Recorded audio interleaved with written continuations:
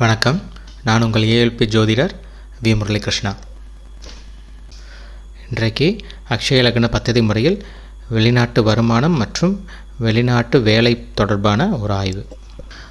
வெளிநாடு சம்மந்தப்பட்ட நிகழ்வுகளுக்கு 12ஆம் பாவகம் பார்ப்போம்.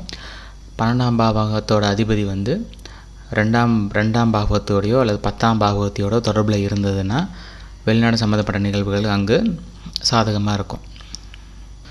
உதாரணமாக ஏஎல்பி லக்னம் விருச்சிக லக்னமாக ஒருவருக்கு போகும்போது 12ஆம் பாவகம் துலாம், அதன் அதிபதி சுக்கிரன்.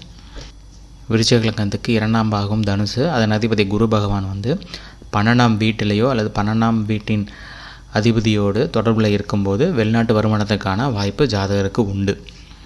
அதே போல் விருச்சிக லக்னத்துக்கு 10ஆம் வீடான சிம்மம், அதன் அதிபதி சூரியன் பகவான் 12ஆம் வீட்டோடவோ 12ஆம் வீட்டின் அதிபதியோடு தொடர்பில் இருந்தாங்க அப்படின்னாலும் வெளிநாட்டு வேலைவாய்ப்புக்கான ஒரு வாய்ப்பு உண்டு.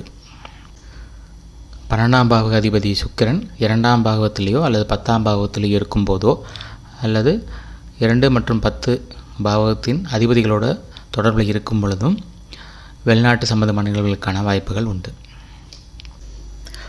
அடுத்து உதாரணமாக ஒருவருக்கு ஏஎல்பி லக்னம் கும்பலக்கணமாக செல்லும் பொழுது 2ஆம் பாவகம் மீனம், அதன் அதிபதி குரு பகவான் 12ஆம் வீடான மகரத்தில் இருந்தாலோ அல்லது மகரத்துக்கான அதிபதி 12ஆம் வீட்டுக்கான அதிபதி சனி பகவானோட தொடர்பில் இருந்தாலோ வெளிநாட்டு வருமானத்திற்கான வாய்ப்பு. அதுபோல் 10ஆம் பாவக அதிபதி செவ்வாய் 12ஆம் வீட்டிலோ அல்லது 12ஆம் பாவக அதிபதியோட தொடர்பில் இருந்தால் வெளிநாட்டு வேலைவாய்ப்புக்கான வாய்ப்பு. மற்றும் 12ஆம் பாவக அதிபதி 2 மற்றும் 10ஓடு தொடர்பு கொள்ளும் பொழுதும் வெளிநாடு சம்பந்தமான வருமானத்திற்கு வாய்ப்பு. இப்படி ஏஎல்பி லக்னம் எதுவாக சென்றாலும் 2 மற்றும் 10ஆம் பாவக அதிபதிகள் 12ஆம் பாவத்தோடு தொடர்பு கொள்ளும் பொழுது வெளிநாடு சம்மந்தப்பட்ட நிகழ்வுகளுக்கான வாய்ப்புகள் உண்டு.